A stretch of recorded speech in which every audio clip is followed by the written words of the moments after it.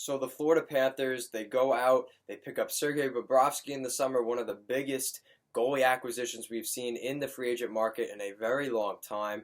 They bring in former Tampa Bay Lightning defenseman Anton Strawman. They bring in Washington forward Brett Connolly, Boston bottom six guy Nola Chari, and they're not in a playoff spot right now. Make sure to give this video a thumbs up and a subscribe down below. Let's take a look at the Florida Panthers. So the Florida Panthers made a lot of moves over the summer, spent a lot of money. They bring in Joel Quenneville behind the bench, and they find themselves right in the middle of the pack yet again. The Florida Panthers right now, their goals for in the NHL, 127 goals for this season, so that's fifth best in the NHL, not too bad. Their goals against, though, 121 goals against this season, so they find themselves 22nd in the NHL in that category, so bottom 10 team in that category. They're fourth in the Atlantic Division. It's hard to make the playoffs right now not being in that top three in that Atlantic Division.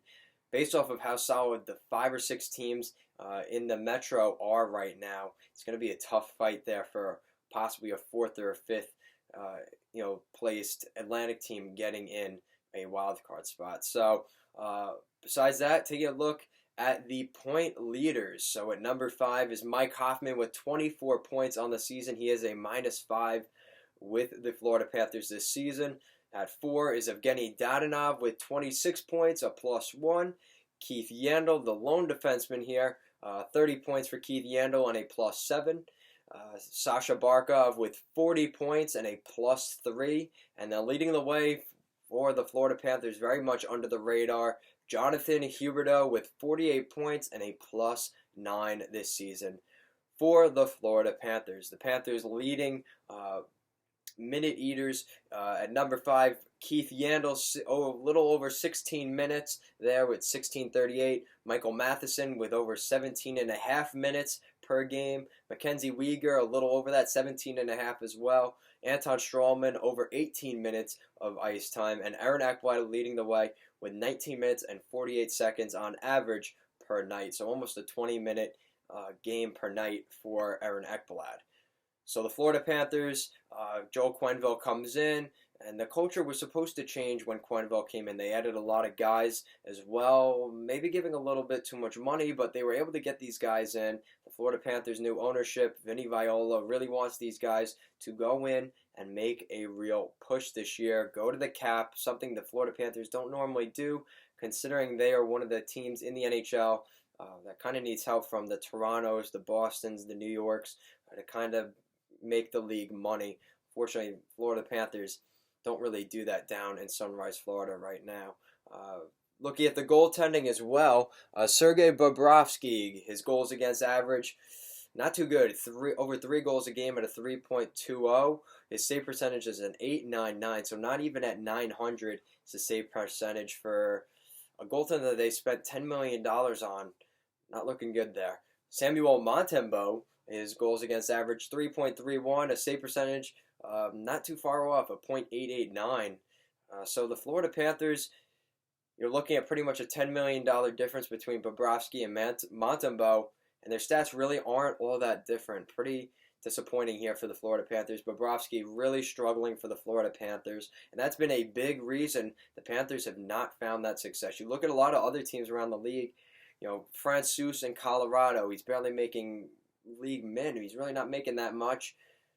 He's got a really good save percentage, one of the top 5 in the league. Tristan Jarry, who wasn't even supposed to be up with the Pittsburgh Penguins this year, is the leading goaltender in that category. He's giving up less than 2 goals a game. He's making a heck of a lot less money than Bobrovsky. Robin Leonard last season with the New York Islanders, and this season with the Colorado Avalanche, he's not making that much money.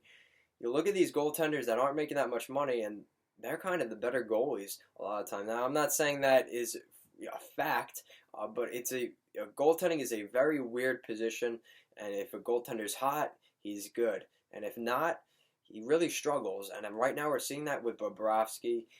He's really struggling. Toward the end of last season with the Blue Jackets, we saw Tortorella, sitting Bobrovsky over Korpisalo, and you could tell there was definitely a little bit of a red flag that there may be a situation here with Bobrovsky, maybe being a little bit inconsistent. But a lot of people, including myself, had them him as at least a top 5 goaltender in the NHL. Some people even saying he was the best goaltender coming into this season in the entire NHL. He's not playing like that right now, unfortunately. He had the numbers to back it up to get that $10 million contract that he deserved. The only issue is that's a long contract, and how much longer is he really going to be playing? And at $10 million, the Florida Panthers kind of cap restrain themselves. So the Panthers are definitely in a tough spot now. They got to figure out what they're going to do to fix this situation. They have some really solid pieces, like we said. They have Keith Yandel, Aaron Ekblad, Michael Matheson, Mackenzie Weegar. They have some really solid defensemen there in Florida. Obviously, Ian McCoshen as well. So they have guys in the system. It's just there's definitely some deficiencies on this team, and unfortunately, one of them really being that goaltending is really holding this team back right now. You have Huberdeau and Barkov, the two-headed monster up front for the Panthers, but it's just not enough right now. You know, you see Brett Connolly, they gave him a decent amount of money. He's really not producing at the level they were hoping he would in the top 6 with the Panthers this year. Dadonov playing fairly well. Hoffman as well, who is ring ding ding. He is going to be an unrestricted free agent if the Florida Panthers don't get him locked up soon. So you wonder if he is a guy that gets moved at the deadline. Dadonov as well is a free agent this summer. So you wonder if the Florida Panthers are kind of waiting to see where they sit around the trade deadline to possibly either keep and sign Dadonov and or Hoffman, or maybe move them and try and get assets. There's always next year, right? So the Florida Panthers definitely in a weird spot right now. I mean, you look at that division. I don't think they're going to get ahead of Boston. That second spot is from second to fourth, it's definitely a little bit weird because you have Tampa, Toronto, Buffalo, Montreal, and then Florida. How are they all going to make the playoffs? They're not. I'll tell you that right now. They're not all going to make the playoffs. So this is a weird spot for the Florida Panthers, and there's going to be disappointed teams in the Atlantic this summer. And, you know, who doesn't make the playoffs? That's going to be a tough summer, a tough pill to swallow for those teams. Toronto, like we said, they struggled in the beginning. They really have, they seem to be turning it on now under their new head coach. The Ottawa Senators really are even still in the mix. I wouldn't say they're a playoff team, but they're not that far off from the Florida Panthers. If you look at the standings, the only team that's really completely out of it right now is the Detroit Red Wings, and I don't think really anybody saw them being in the mix to begin with. So, this is a tough division because there's so many teams that we don't know, what they really are. You look at the Metropolitan, and all 5 of those top teams, they all look like they're going to be playoff teams, and the goaltending has been very solid for all those teams. There really doesn't seem to be much issue with that. So the stability in the Atlantic is definitely changing a little bit. Tampa Bay isn't as dominant as they were. Boston is very dominant. Toronto's starting to come back. So it's just a weird spot. And I don't, if I had to rank the division, I wouldn't put Florida right now in a playoff spot. And it's definitely disappointing. Coming into the season, I was hoping this team could get back into the playoffs. But I don't know. It doesn't look right for the Florida Panthers right now. Hopefully things turn around going into the new year. But definitely some signs of, this could be a disappointing year for the Florida Panthers if they can't figure things out. So let me know what you think in the comment section down below. Do you think the Florida Panthers are a playoff team? Do they trade Evgeny Dadonov or Mike Hoffman?